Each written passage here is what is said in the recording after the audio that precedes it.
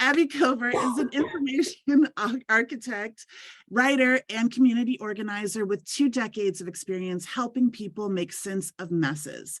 In addition to being an active mentor to those new to sense making, she has also served the design community as the president of the Information Architect Institute, co-chair of Information Architect Summit, and executive producer of IDEA Conference. Abby is a founding faculty member of the School of Visual Arts Products of Design graduate program. She also managed the team that helped Ronsfeld Media to start both the Design Operations Summit and Advancing the Research Conference. Her most proud achievement is having come up with the idea for World Information Architecture Day, bringing accessibility, price, education to thousands in their local communities annually. If you all want to go off of mute and just join me in welcoming Abby Covert. Thank you, Abby, for joining us and having this conversation with us. I'm really excited, and we're just going to go ahead and jump right in. So this is part of a special series of our speaker stories where we're talking to authors, and you are a pretty seasoned author. You've published multiple books, and I'd love to hear, well, first I'd love to hear about your journey. How did you start speaking, and then how did that switch over? How did that, I should say, evolve into writing? Yeah, that's a really great question. It actually, I sort of feel like I came full circle on the speaking thing. So the background that I have really primarily in speaking comes from an interest in musical theater. So when I was in grade school, I was in my first theatrical production. I was in The Wizard of Oz. I was the little munchkin that hid behind a bush and changed Dorothy's shoes while there was magic distraction happening. And I just really fell in love with entertaining an audience at that point. By the time I graduated from high school, I had kind of figured out that that wasn't going to be a career for me. And I was pretty willing to put it up on the shelf. So that was my kind of foray into design work. And I went to school in undergrad for graphic design and eventually entered into something called a multimedia studies program, which sort of dates me, I suppose. And coming out of that program, I never really expected that my theatrical skills would apply to this newfound career path as an information architect. But as I got into the community and I realized that there was a need for event producers, I was introduced to this whole world of people who were presenting about their work and doing it in entertaining and educational and really fun ways at these annual conferences. So the first step that I really took was volunteering for those conferences. And through volunteering for those conferences, I got exposed to a lot of those people, and many of them started to encourage me to start to submit my own ideas for talks or also to start writing. So my blog, Abby the IA, started much before my speaking career in this industry began, but it was pretty soon after that I started to give short talks. I started with a lightning talk that was done through an agency that I worked with. That was my very first one. And I won that competition, speaking competition at the agency. And they sent me to a national conference to go away for a week and get educated at this conference and not be working at the conference and, kind of beg, borrowing and stealing to get a ticket. And yeah, that was kind of the beginning of me thinking I like this, this feels really cool. I feel like I can really contribute a unique perspective to the industry that I'm in. And I really like my work. And I feel it's hard. Some of this work is really hard. And the people that helped me when I was all by myself in a cubicle trying to figure out how to do my first site audit or my first heuristic evaluation, those people were out there giving their content away and building these content universes so that future generations could have access to it. I just thought that was such a worthy cause to put my time into. So yeah, now we're a decade and a half later and I'm still doing talks, and mostly writing is my focus. I would say that I kind of had a period early in my speaking career where I really forced myself to take theatrical standards to it, be off book and be blocked. And blocking means to know how to move around the stage on some sort of a set schedule. And so I had all these kind of tools that I wanted to apply, but honestly, I found that the effort that you'd put into that stuff wasn't really rewarded by more reception from an audience, and that really the time was better spent in the creation of ideas and formulation of those ideas into multiple mediums, whether that be short talks, long talks, blog posts, tweets, tweet storms, whatever kind of medium makes sense for the message. So yeah, that's kind of where I'm at now, is trying to figure out like who are the audiences that I want to reach with my message, and what are the right mediums to do that. Yeah, that's awesome. So we've spoken about the fact that you've mentioned that you do more writing now. I'd love to hear what made you decide, okay, I'm going to start writing, and what was that first publishing that first book? How did you go about it? What was that experience like for you? Yeah. Honestly, I wish I had taken more notes, and I wish I remembered like more details about that process. It was like, to describe the last 6 months of that book process as a fever dream would be pretty accurate. Like, I took 18 months to write my first book. It's a really short book, so that kind of says a lot about how much I hemmed and hawed about its structure. I think ultimately all of that came back to my readers in terms of clarity. So I'm happy to have kind of given it that. Yeah, I think like the biggest decision that I made in writing that book was to take a risk on myself, like to really like invest in publishing it myself, instead of, at the time, so this is 2014 when I first started writing the book, and that was a time where everyone was kind of like trying to figure out how information architecture still fit into the UX industry. And there was a lot of encouragement for me to write a book about information architecture for websites, mobile applications, social media platforms, and to be very like specific about the medium. And I did not want to do that. I felt like that was not going to like last the test of time. Like, at that point, I was, about a decade into my own career, and I'd already seen all of the technology change like 3 times. And so I was like, there's something about information architecture that predates my time in tech, that predates my time even in design, that goes like all the way back to like a basic understanding of how to arrange things to make a message clear to a person. And yeah, I kind of felt like that book needed to exist. I also was kind of at this weird spot that I think a lot of people run into, where they decide to teach, and then you have to find the materials that you want to teach from. And when I looked at the information architecture materials that were out there, they were fabulous for practitioners. But when you had art school students, specifically at that point, I had undergraduate art school students, to get them to read a 400-page book about information architecture was just not going to happen. So honestly, it started from that. Like, I started to write a book about information architecture for my students, that I delivered them a chapter every single week for the entire semester. Wow. That is not the book that I ended up publishing for the public, but it is the first version of me being like, yeah, I do have an entire book worth of stuff to say here. And there is value in breaking this concept down for this kind of a more general audience. And so, yeah, I started from there. I hired an editor, Nicole Fenton. They're like absolutely amazing and made every single word better. And yeah, it took us another probably year from that first version to go through several other versions. I'm also a very active researcher, and I use my audience as peer reviewers often. So I go through a lot of like revision rounds.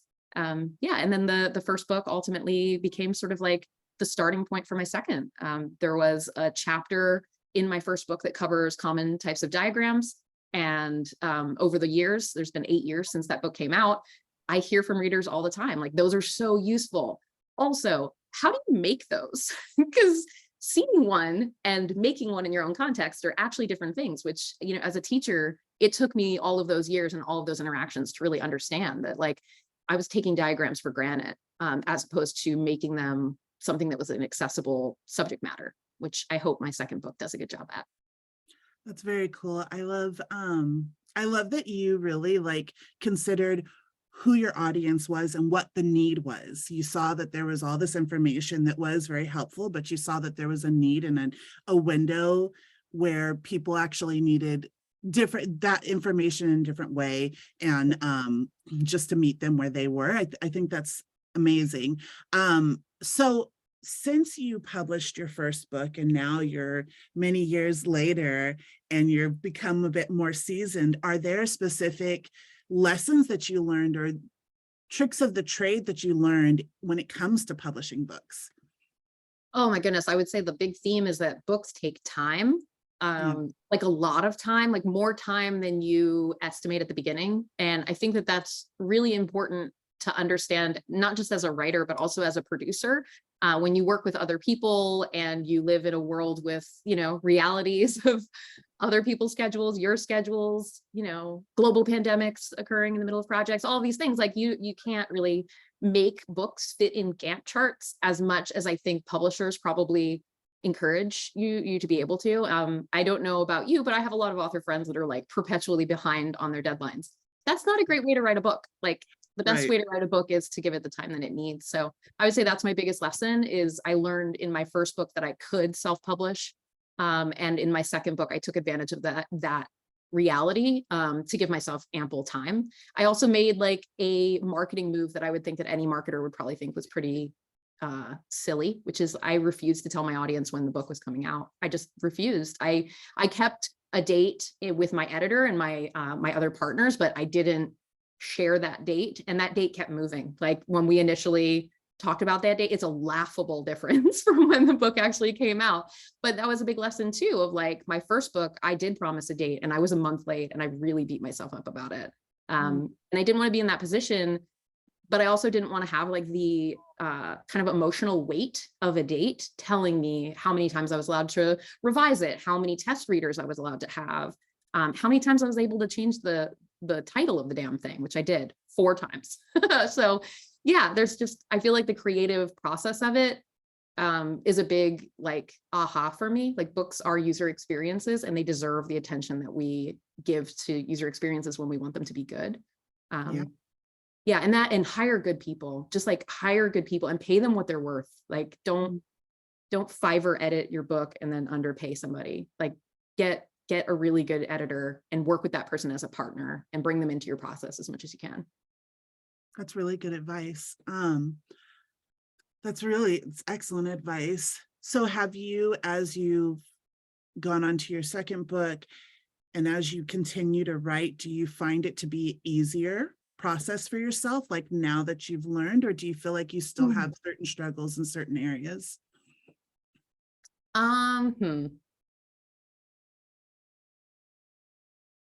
It's not easier, it's different. Okay. Like I know the kind of writer I am now in a way that when I wrote my first book, I was still fighting against. Like, am I academic enough? Am I too cheeky? Like, are my jokes lame? Like all that stuff was coming up for me so much in my first book. And like, I really felt after, you know, because there's a good 8 years of blogging and public presentation of my work between the 2 books. And I think that shows in terms of like me being able to really lean in on, I think I'm in the second book a whole lot more than I'm in the first one. The first one really focuses on information architecture and messes are the star of that book. But I feel like Stuck, it's very obvious that I am in that book with you as a tour guide through your process of becoming a diagram nerd, which I proudly am myself. So yeah, I would say that's the biggest difference. Like I'm less afraid to put myself in the work, as opposed to like pointing out the work and using really clear labels to describe it and kind of like hiding. It's also like a cartoon on the internet for a really long time. You know, like I made a conscious decision when I left my corporate job and decided to really take on writing full time that I wasn't going to be just Abby the IA anymore. That like that was a time period where I had a blog and, you know, I had a cartoon avatar and a lot of people thought that my last name was the IA. And yeah, like I really felt like I want to be like a person in the world that has perspectives and stands behind them. So yeah, that was a big difference, I think, between the 2. Yeah, I love that you said there was more of you in your second book. Yeah, because I think that's what people relate to, is that personal touch. And so I think that's pretty cool.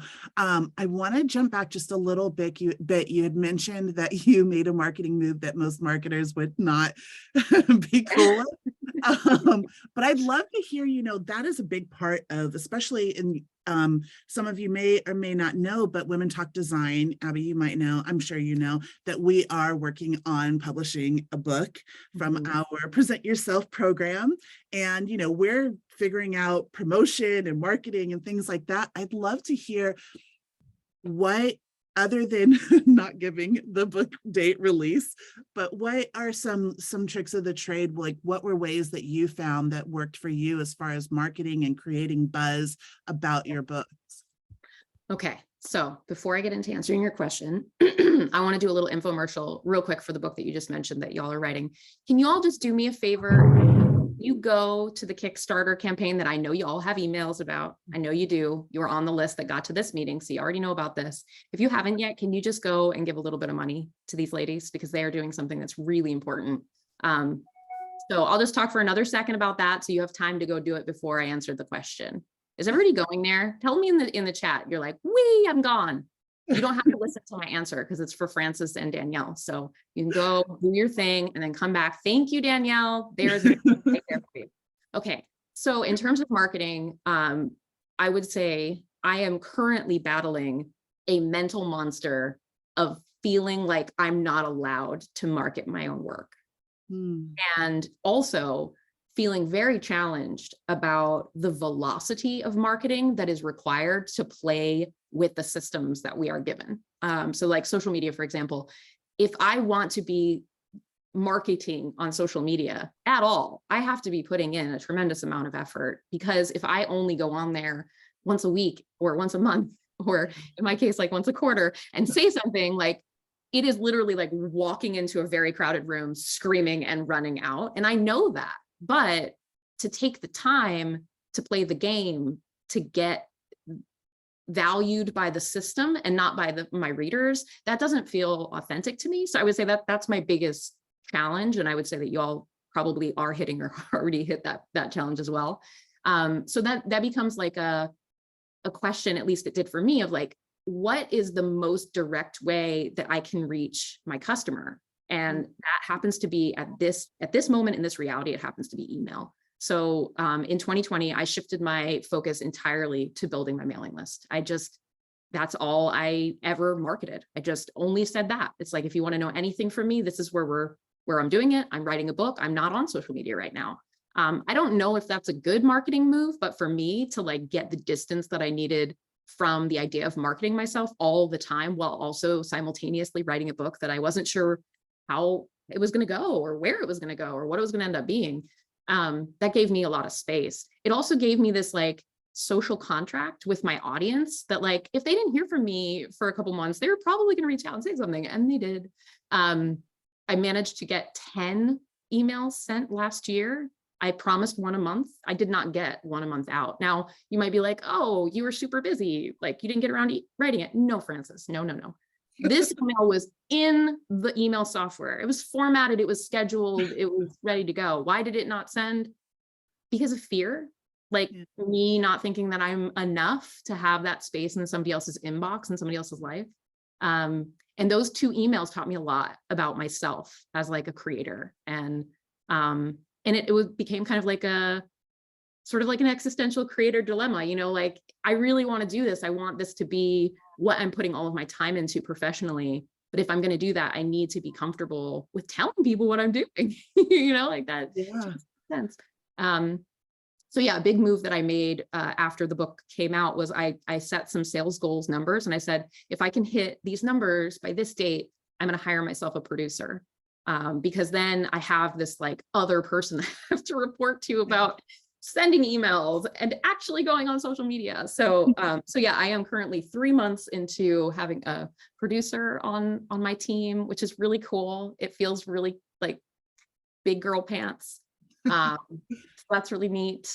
And it's taken some of that pressure away, but not all of it. So I don't know, in terms of advice for you all and other people that are like in that kind of similar space of like having to speak about yourself to your audience, I'll give you the advice that all of my loved ones gave me while I was going through it. 1, they opted into hearing from you. They want to hear from you, period. Yeah. 2, some people hate the Beatles. That's not your problem.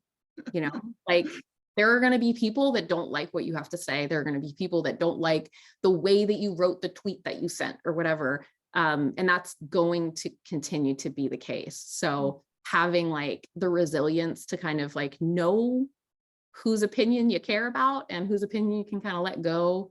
And and then like, you know, relying on your actual values to decide how you're going to market yourself, not like the supposed to's. So I don't think that that stuff actually works. I think that our audiences can see it through that stuff. I love this. I love that answer. I mean, it's awesome because you just showed like so much vulnerability and honesty in your own journey that I think so many people will relate to. And I very much appreciate that honesty and that openness to share your experience.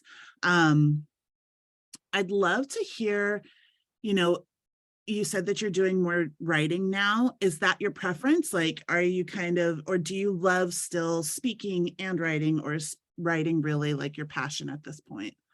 It's so interesting because like I feel like I hit right in the middle. I really love teaching.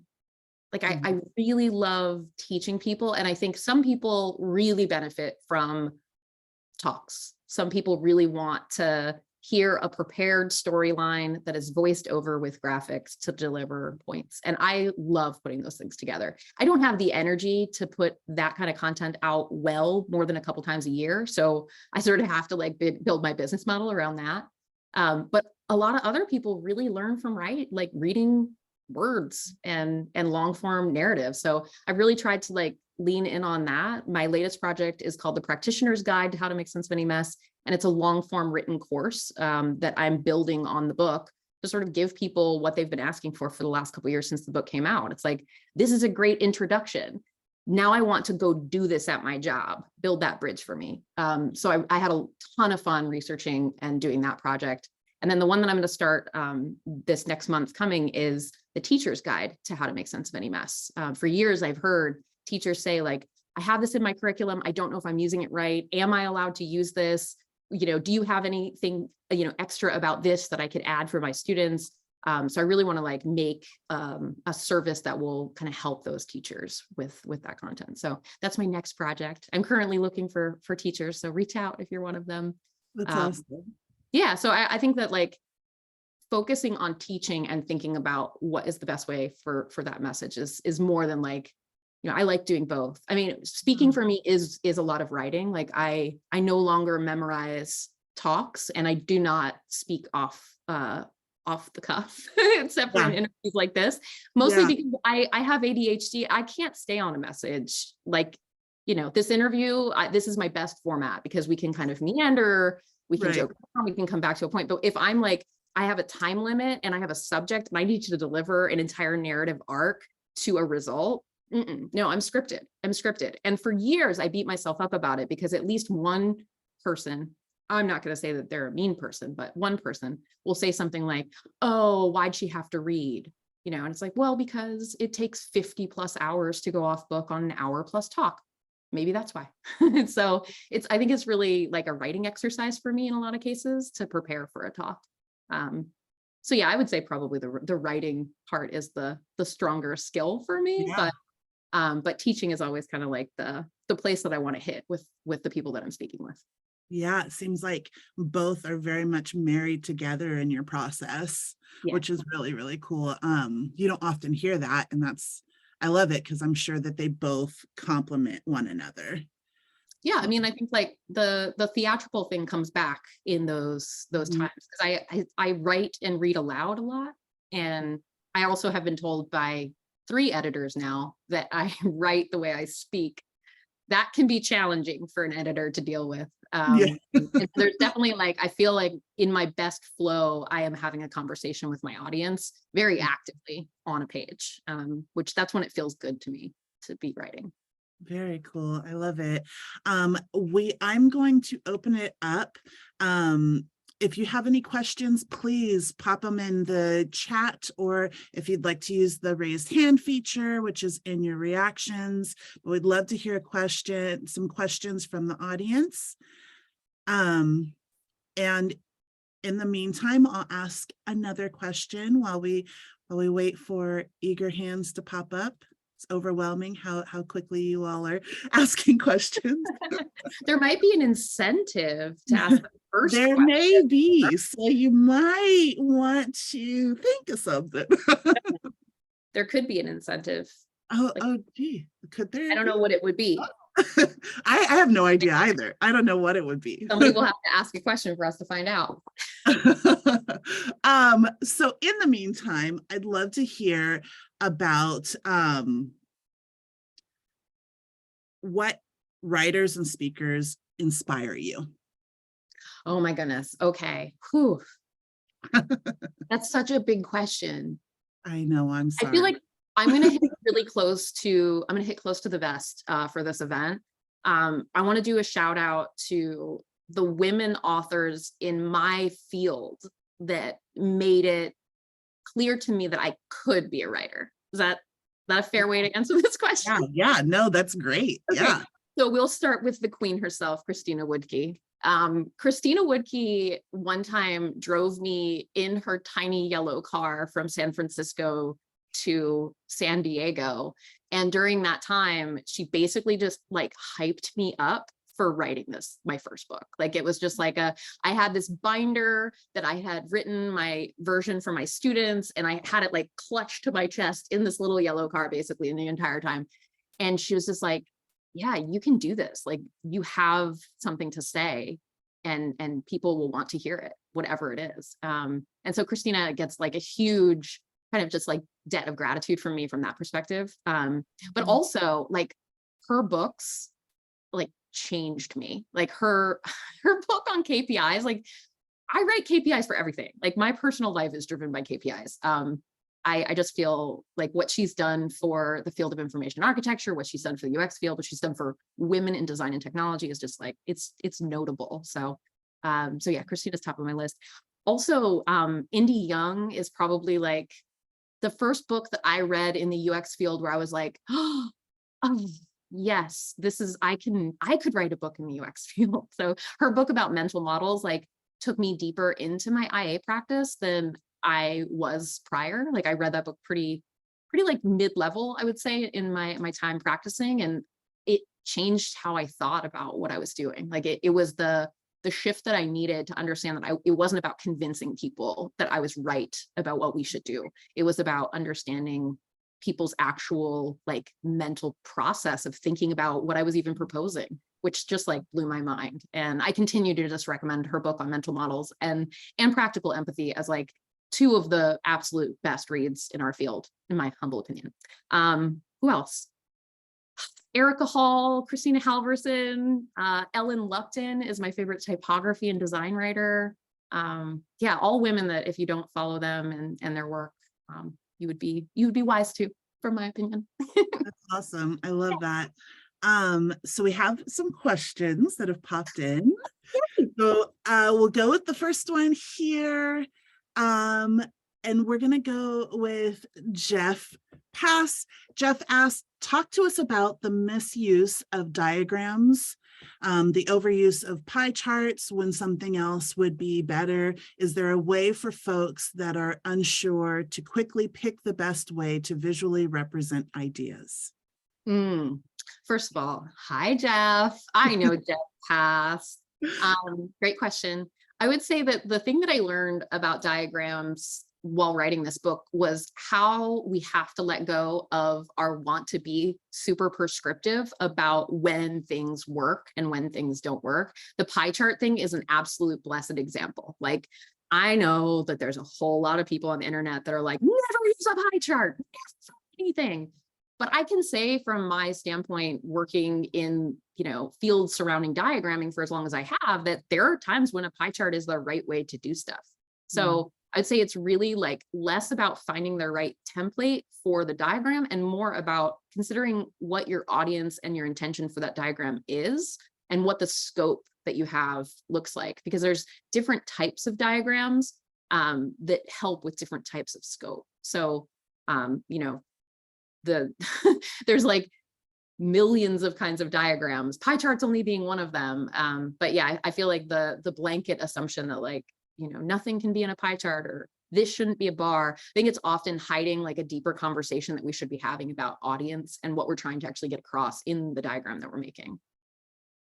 Thank you. We have another question. How do you balance the creative the creative muse that's more open-minded with a more strategic, linear way of thinking? Great And this question. is from Kaylin. Yeah, Caitlin, that's a great question. I would say one of the things that I do for myself is I spend a lot of time up front when I'm working on a project being really divergent about like what it is I'm making. And I try to keep that a pretty like flexible medium. Like, I love doing things by hand. I'm a big journaler.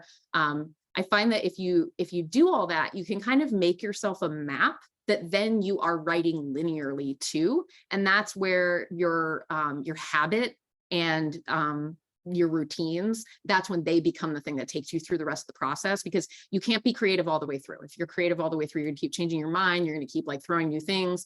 There has to be a point where you're like, no, this is it. I'm gonna write the book. I'm gonna go this way. You're still gonna change your mind about things, but at least you have like a plan that you're going to. And then it's about showing up. Like for me, that meant like picking a time of day that literally every single day, that is where I showed up at that time. And I picked up in the middle of a sentence if I could, because that's a good trick. If you've never heard that one, that's a great trick. And just go from there. Like, where did I finish yesterday? I have a word count or time goal. So I set a timer for 2 hours, but I also try to hit 1,000 words.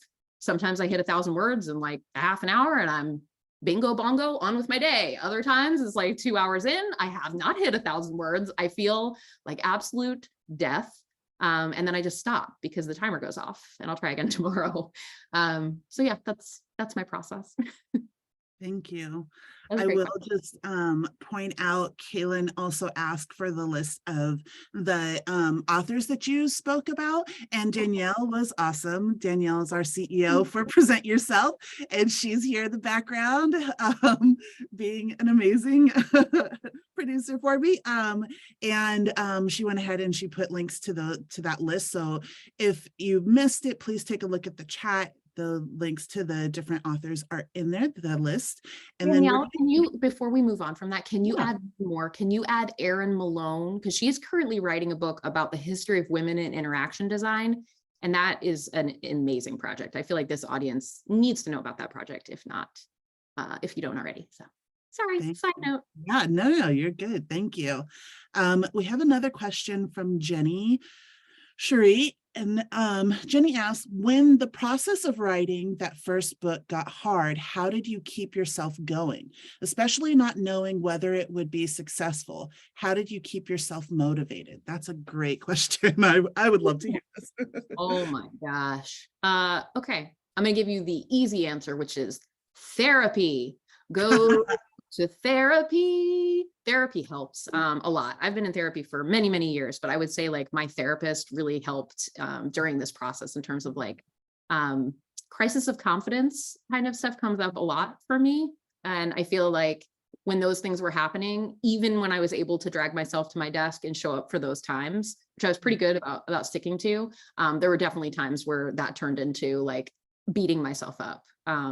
So yeah, I feel like I think that the best answer in terms of like, aside from get a therapist that you trust, is start to know yourself like as a writer and start to understand, like when you say when it gets hard, like what does that mean? Like, is it that you're tired of writing? Like you're just like exhausted from the process? Like maybe you need a couple days off, versus like, you don't think that you're writing the book you want to write, which is like a completely different crisis to have. So I think that it largely depends on the crisis, but knowing yourself enough to know what you need, and then having your arsenal of people that you can go to for those types of things. Like there was one point in this book pretty late in the game where I was having a real crisis about the length of it. Like I wrote a very short book for my first book, just to comparison, first book, second book.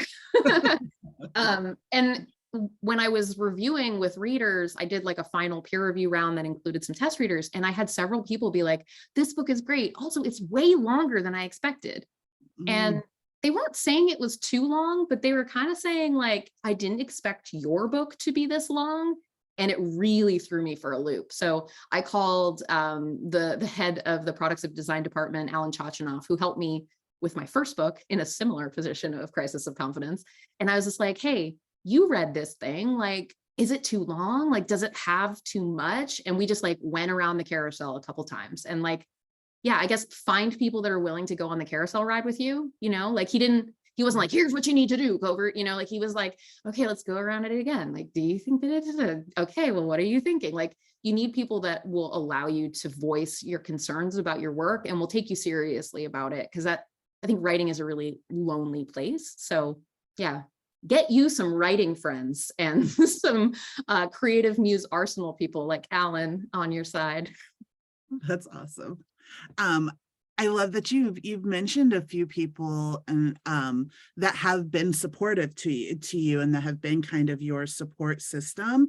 And it just seems like that is, and I think in everything we can say that when we're especially tackling big projects or careers or what have you, having that support system is such a huge necessity.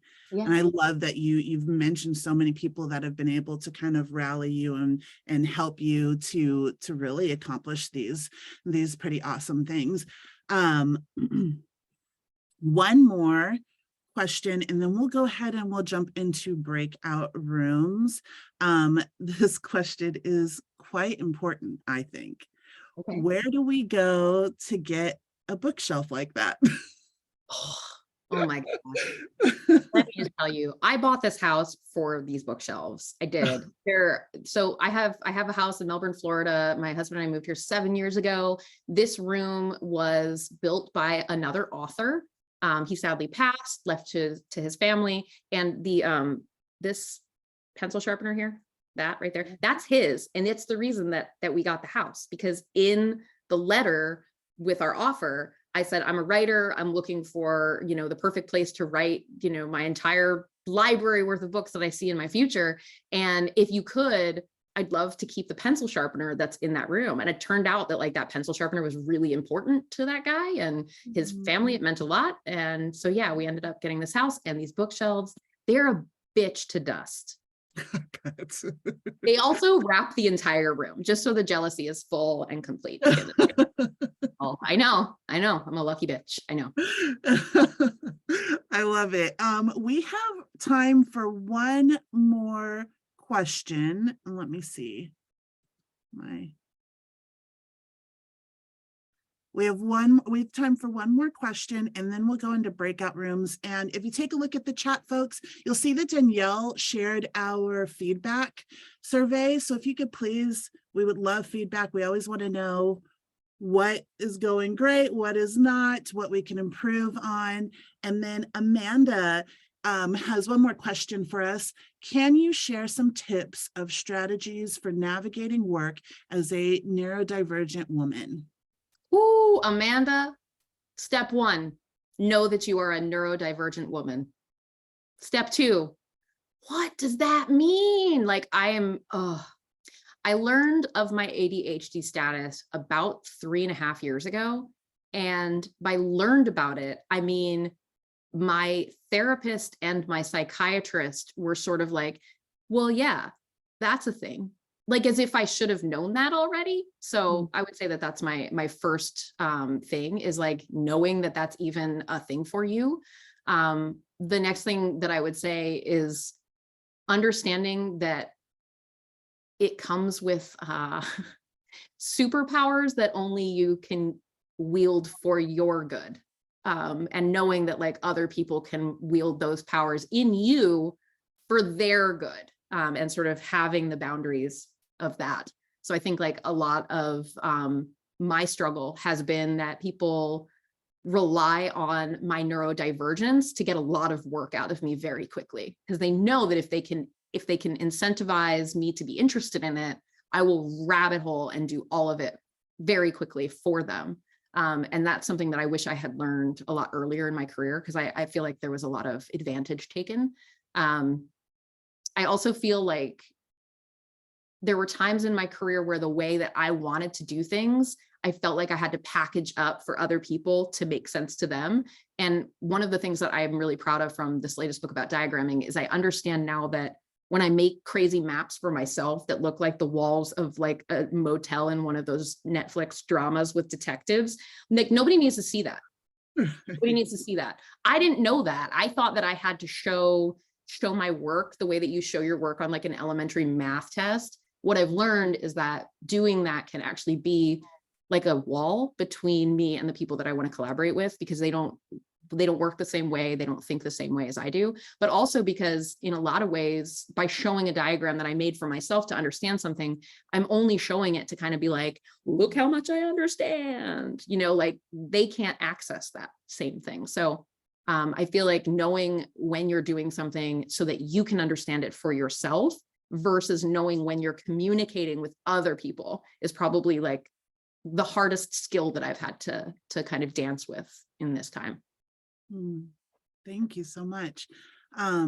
Thank you, everyone. Thank you so much, Abby. It has been wonderful talking with you. For those of you that are still here, I know some people had to jump off really quickly. I will just share again, please take a moment to go to fill out our feedback form. It's very short and quick and easy, and we would love to just hear from you all. I am going to open up some breakout rooms. And feel free. Hey, real quick, Francis, I just want to say, I want to give a book away, and I was going to give it to the first question. I'm looking through the chat at who actually had the first. It looks like Jessica Hinkle. Are you still here? Jessica Hinkle? Yes. Jessica Hinkle, if you are still here, will you please DM your address to Francis so that I can get it and mail you a book? She works at Women Talk Design. Oh, cool. Okay, next. I mean, I'll send it to her. Who's the next person? Sorry, Jessica. I believe it was Jeffrey Pass. Jeff, do you want a book? Jeff, do you want a book, or do you want me to pass it on to someone else? I think you already have one. If I had to, I have one, but I want you to pass it on to someone else and I know sign a few for the conference. But we can talk about that separately. Okay, cool. Yeah. All right. So not Jeff Pass. So now we've gone through 2 people that we're not allowed to give this book to. Who's going to be the third? Drum roll, please. All right. I believe Kaylin would be our next person. Kaylin, do you work for this organization, or do I know you prior to have a book? And are you still here? Okay. Let's see. Okay, she had to run early, but we're going to follow up and get her address. Perfect. Thank you, Danielle. Perfect. Okay, Francis, back to your admin. Sorry. No worries. No worries. I just want to give everyone an opportunity to chat, meet some people, discuss the conversation today. And also, I just want to say thank you so much for everyone that was here today. And thank you so much for all the questions. They were awesome. And Abby, thank you so very much for this conversation and just your openness and vulnerability and just willingness to really just be here and be you and share your experience with us. Well, thank you very much for having me, and also for Women Talk Design to just create a space where we can have these conversations and be vulnerable and feel safe in doing so. So thank you guys. It's been awesome. Thank you.